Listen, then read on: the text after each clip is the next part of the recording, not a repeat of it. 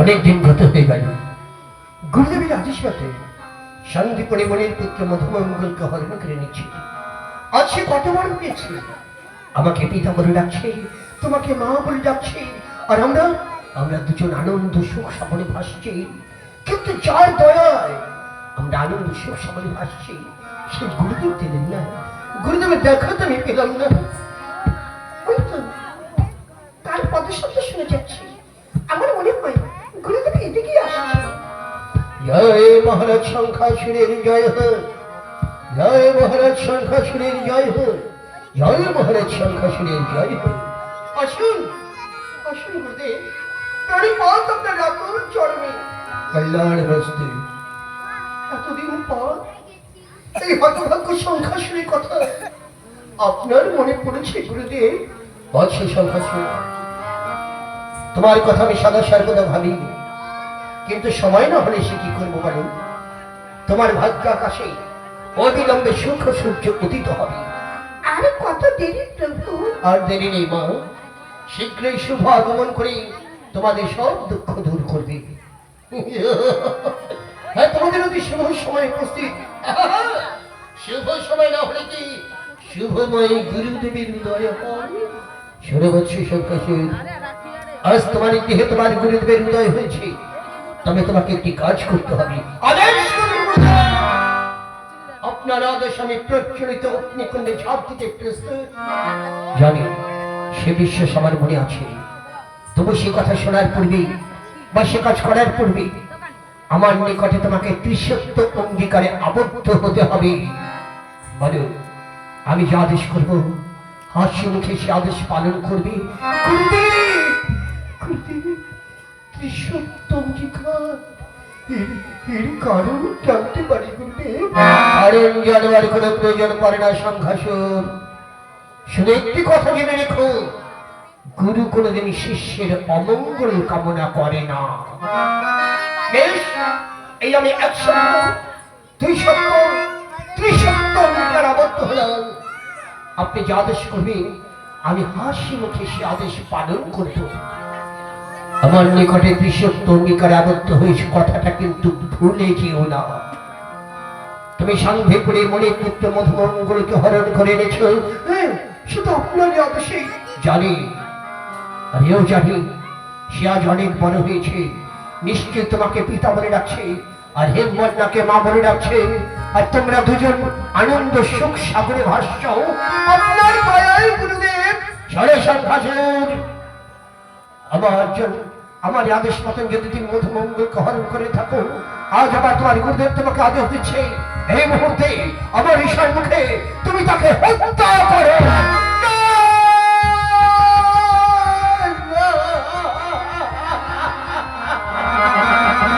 কিশোরী কিশোরী ভীষণ বস্ত্রে ধরি টালমেল করছে ধরাতল, কক্ষ উচ্চত হয়ে পড়ছে রবি শশী তারকা।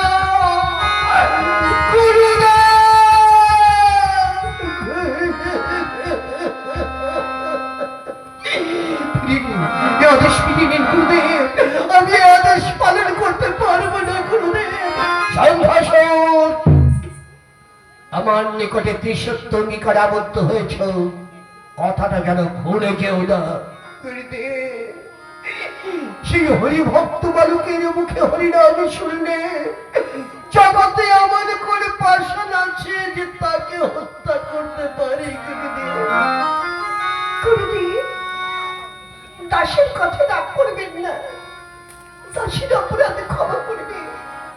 বেশি বিষ ক্ষয় হয় সত্য, কিন্তু ব্রহ্মসাপ কোনদিন যায় না গুরুদেব। আমি কি সে বিষ পেতে পাই? তুমি এসেছো আমাকে উপদেশ দিতে, তুমি জানো আমি কে? তুমি সর্বনাশে, তোমার সংস্পর্শ থেকে আজ আমার শিষ্যের আদর অধপতন হয়েছে। তা না হলে শঙ্খাসুর কোনদিন গুরু বাক্য দ্বিধা করতো না। এই মুহূর্তে তুমি অন্তর পড়ে যাও। যাচ্ছি গুরুদেব, তুমি যাবার বলে একটি কথা বলেছি, আপনি মনে রাখবেন। আমার থেকে প্রাণ থাকতে আমি মধুমঙ্গলকে হত্যা করতে দেব না, আপনি আমাকে হত্যা করতে পারবেন না। শঙ্খাসুর,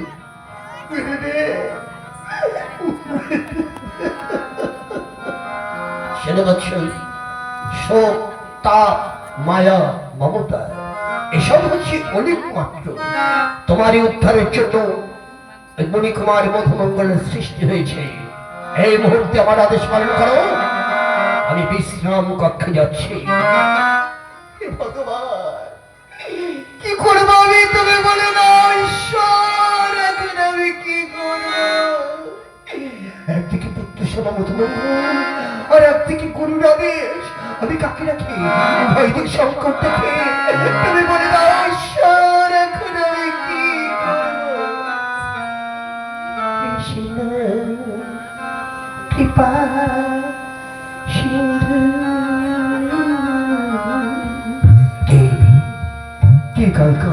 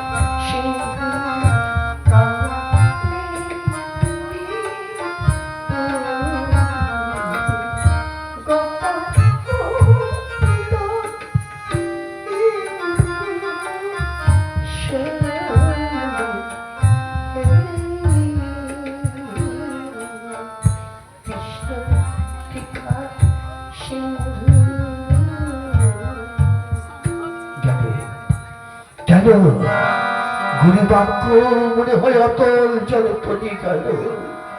পিতা মধুমঙ্গল, তুই এক কাজ কর, এই মুহূর্তে রাজ্য ছেড়ে পালিয়ে যা। কেন পিতা, আমি পালিয়ে যাবো কেন? কিসের ভয়? বড় ভয় রে মধুমঙ্গল, বড় ভয়।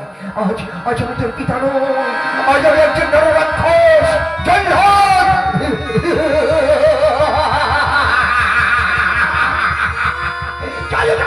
এই মুহূর্তে এই রাজ্য ছেড়ে পালিয়ে যা। পিতা উন্মাদের মতো কোথায় ছুটে গেল? আমি তো কিছুই বুঝতে পারছি না, কি হয়েছে? মা কোথায়? তোকে কত জায়গায় খুঁজে বেড়াচ্ছি। কেন আমাকে তুমি খুঁজছো কেন? চল বাবা চল, আমি তোকে নিয়ে এই রাজ্য ছেড়ে অনেক দূরে চলে যাবো। আমি এখান থেকে পালিয়ে যাবো। কেন মা, আমাকে নিয়ে তুমি পালিয়ে যাবে কেন? তুই জানিস না তোর পিতা পারিকুদেবীর কাছে কৃষকঙ্কার আবদ্ধ হয়েছে, তোকে হত্যা করবে। কিন্তু মা, তুমি যদি আমাকে নিয়ে পালিয়ে যাও, আমার পিতা যে সত্য ভঙ্গ মহাপাপে পতিত হবে। মা, তুমি তো আমাকে একদিন বলেছিলে ভগবান শ্রী রামচন্দ্র পিতৃসত্য পালনের তরে 14 বৎসরের জন্য বনবাসে গিয়েছিলেন। আর আমার পিতার সত্য পালনের জন্য আমার এই তুচ্ছ প্রাণ আমি দিতে পারবো না? খুব পারবো মা।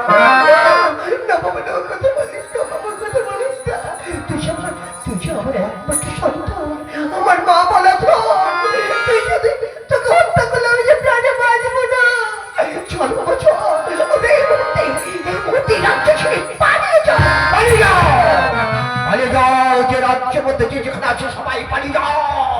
রাজ্যবতের আকর্ষণ এসেছে। বেল লক্ষ্য, বেল হোম।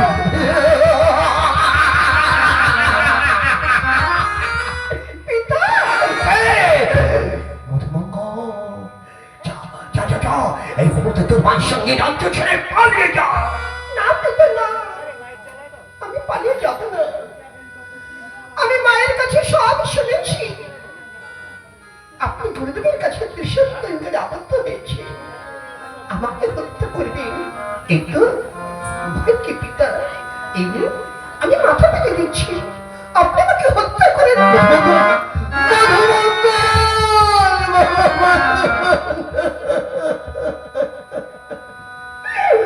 আমি কেমন করে তোকে হত্যা করবো?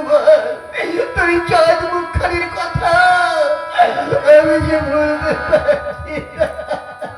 চেষ্টার অসাধ্য কিছুই নেই, আমি জানি চেষ্টার অসাধ্য পৃথিবীতে কিছু নেই। তবু আমরা সে সবাই মায়ার জীব হয়ে কোনোদিন মায়াকে ত্যাগ করা যায় না রে পাগল, ত্যাগ করা যায় না। বাহ, চমৎকার! সংঘাসন এইভাবে দাঁড়িয়ে দাঁড়িয়ে অভিনয় করবে? ভাবিতে উচিত ছিল তোমার প্রতিজ্ঞা যখন।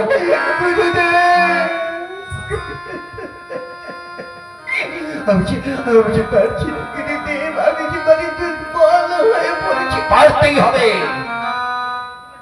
মনে রেখো, আমার নিকটে ত্রিশূল নিকটে আবদ্ধ হয়েছ। আমার পিতার উপর রাগ করবেন না।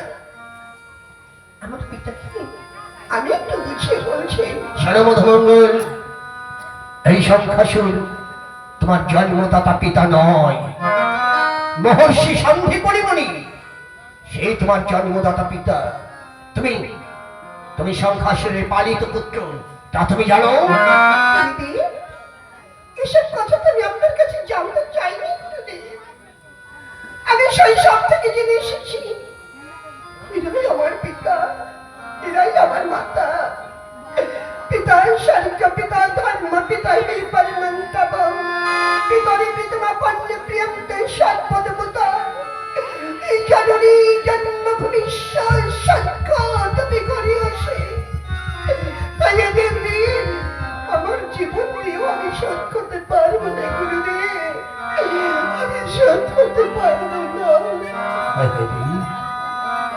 এই হরি ভক্ত বালকের মুখের কথা শুনলে জগতে এমন কোন পাশা আছে তাকে হত্যা করতে পারেনি।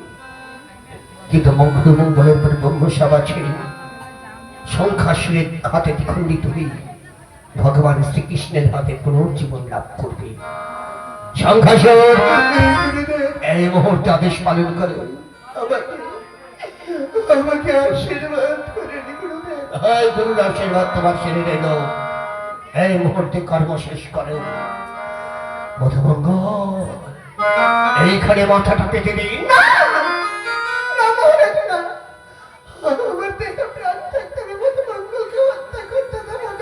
রানী, আমার মুক্তির পথে বাধা দিও না তুমি, তাহলে কিন্তু তোমাকেও আমি ক্ষমা করবো না। আমি মাথা পেতে দিচ্ছি, আগে আপনি আমাকে হত্যা করুন, তারপরে মধুমঙ্গলকে হত্যা করবেন। বুঝতে পেরেছি, এইভাবে আমার কার্য উদ্ধার হবে না। তাই তোমাকে লোহার শৃঙ্খল দিয়ে বন্দি করে রেখে তারপর করবো গুরুর আদেশ পালন। বন্দি হয়ে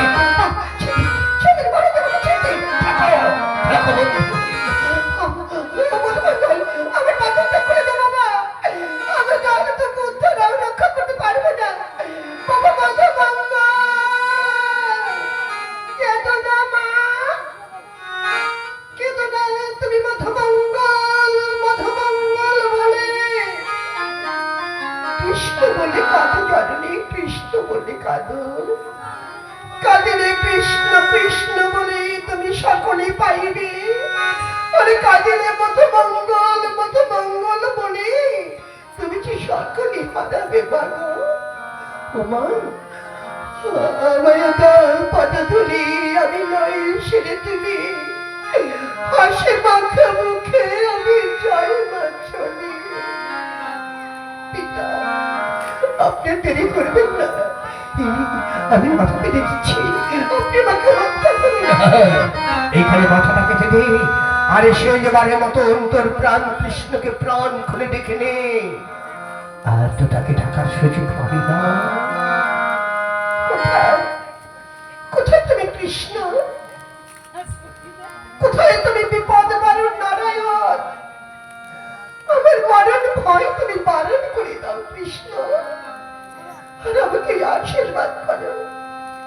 আমার পিতার হাতে জীবন দিয়ে আমি যেন তোমার রাঙা পায়ে আশ্রয় পাই কৃষ্ণ।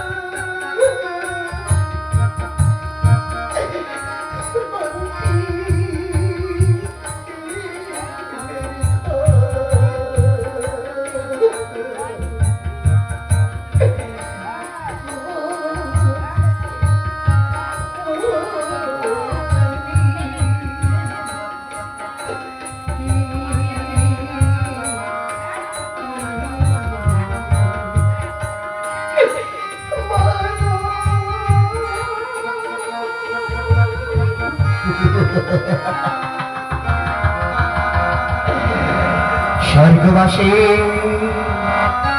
মর্তবাসী ৩৩ কোটি দেবতাগণ, তোমরা যে যেখানে আছো সবাই একবার ভালো করে তাকিয়ে দেখো, ভালো করে তাকিয়ে দেখো। হরিনাম করার পরিণাম, হরিনাম করার পরিণাম কত কঠোর, আর কত ভীষণ।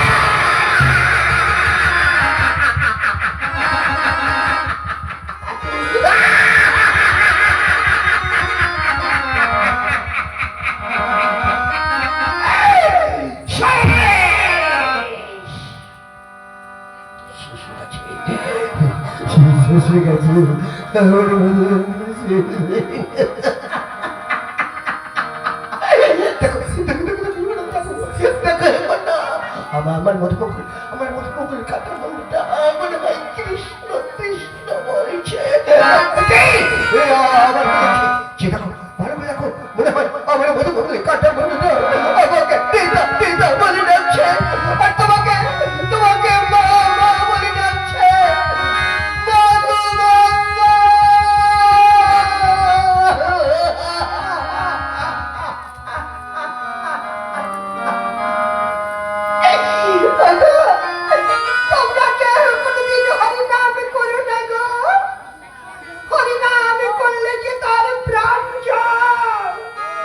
হরিনিন্দা করো না ভাই, হরিনিন্দা করো না। তোমার মধুমঙ্গলকে হত্যা করতে পারে কার সাধ্য? মধুমঙ্গলের উপরে ব্রহ্মসার ছিল, তাই সংখ্যাসী হাতে দ্বিখণ্ডিত হয়ে গেল। আছে সংখ্যাসী, মধুমঙ্গলের দেহটা যত্ন সহকারে রেখে দাও। আজ হতে সপ্তাহকাল পর ভগবান শ্রীকৃষ্ণ আসবে তোমার দ্বারে গুরু দক্ষিণার দায়ে। তখন নিজের প্রাপ্য আদায় না করে মধুমঙ্গলের দেহ তুমি দিও না। এখন আমি আসি। গুরুদেব কোথায় যাচ্ছেন আপনি? আপনাকে আমি কোথাও যেতে দেবো না। একটি কথা মনে রাখবেন গুরুদেব, একদিন আপনাকে আদেশ মতো এর বারকল থেকে কি আমি চুরি করে এনেছি। আবার আপনি আদেশ মতো এই এতদিন এই হাতে লালন পালন করে আজ আমার এই হাতেই তাকে হত্যা করেছে। একটি কথা মনে রাখবে, সপ্তাহকাল পর যদি ভগবান শ্রীকৃষ্ণের সাক্ষাৎ আমি না পাই, এই সংখ্যা ছোট গো হত্যা ব্রহ্ম হত্যা কিছু বাদ দেবে না। প্রয়োজন হলে তার গুরুকে হত্যা করতে কোনোদিন পারে না। সংখ্যা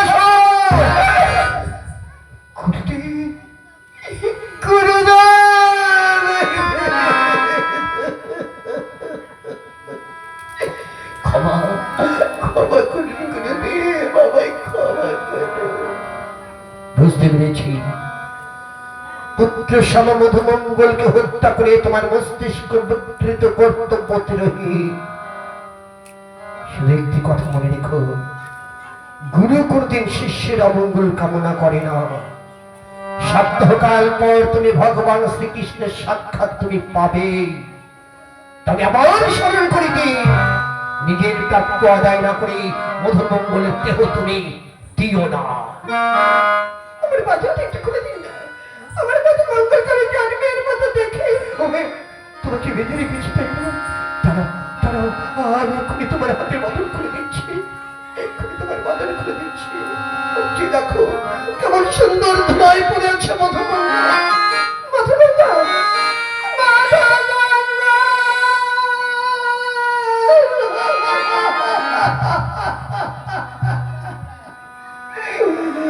বাচ্চা মুখে কত হরিনাম করেছিস, আর সেই মস্তকটা ধুলায় গলায় ফিরে যাচ্ছে। বাবা মধুরে, তুই কেউ কোনদিন আমাকে বাবুরে ডাকতে না, কথা বললে হবে কেঁদো না, এভাবে কেঁদো না। তোমার যে কি দুঃখ আমার খবর। আমি যতদিন এই হাতে ওর মায়ের কোল থেকে চুরি করে নিয়েছিলাম, এতদিন এই হাতে লালন পালন করে আমি আবার এই হাতেই তাকে হত্যা করলাম। গুরুদেবের আদেশ মতো আমি মধুমঙ্গল দেহটা আমরা যত্ন সহকারে রেখে নিই।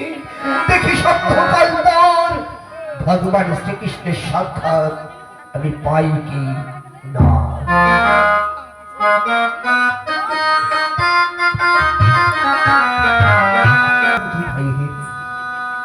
64 দিনের মধ্যে 64 কলাবিদ্যা অধ্যয়ন করেছিল দুধায়। জয় স্বয়ং বাগদেবী সরস্বতীর পক্ষে অসম্ভব। এরা দুভাই তা সম্বল পরিণত করেছে। কি কৃষ্ণ বললাম, এরা কি মানুষ নেই?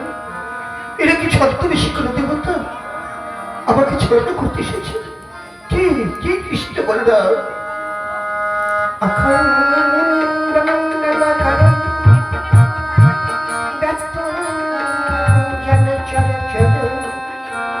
তৎপদঙ্গশিতং জন তস্मै শ্রী গুরবে নমঃ। অজ্ঞানতিমিরান্ধস্য জ্ঞানাঞ্জনশলাকয়া চক্ষুरुन्मिलितं येन তস্मै শ্রী গুরবে নমঃ।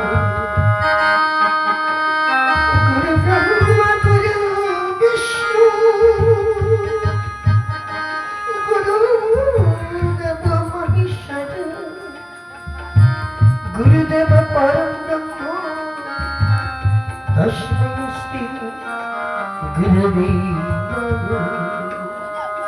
कल्याणमस्तु। আমাদের নতুন করে কি পাঠ দিবেন একবার দিন। বাবা কৃষ্ণ বলরা, তোমাদের অধ্যয়ন করবার মতো সাধ্য আর আমার নেই। আমার ভান্ডে যা কিছু ছিল 64 দিনের মধ্যে 64 কলাবিদ্যা অধ্যয়ন করেছি আমি, তাই বুঝি। তাহলে আমাদের অর্থের যদি শেষ হয়ে থাকে, আমাদের অনুমতি দিন, আমরা কিছু গুরু দক্ষিণা দিয়ে আমাদের গৃহে যাত্রা করি। কি বলবে বাবা? কৃষ্ণ বলল, তোরা আমাকে ছেড়ে চলে যাবে? বাবা কৃষ্ণ রে, তোরা চলে গেলে আমরা কি নিয়ে থাকবো? অনেকটি বাকি আমাদের একমাত্র সন্তান ছিল মধুমঙ্গল। প্রভাস তীর্থে স্নান করতে গিয়ে তাকে জলবীর মতো হারিয়ে ফেলেছে। তারপর থেকে শুধু অপুত্র বলে কেঁদে বেরিয়েছে। তোরা তো ভাই আসার পরে সেই পুত্র শোক জ্বালা যন্ত্রণা সব দূরীভূত হয়ে গেছে। আজ আমাকে তোরা কি দক্ষিণা দিয়ে চলে যাবে কৃষ্ণ বলরা?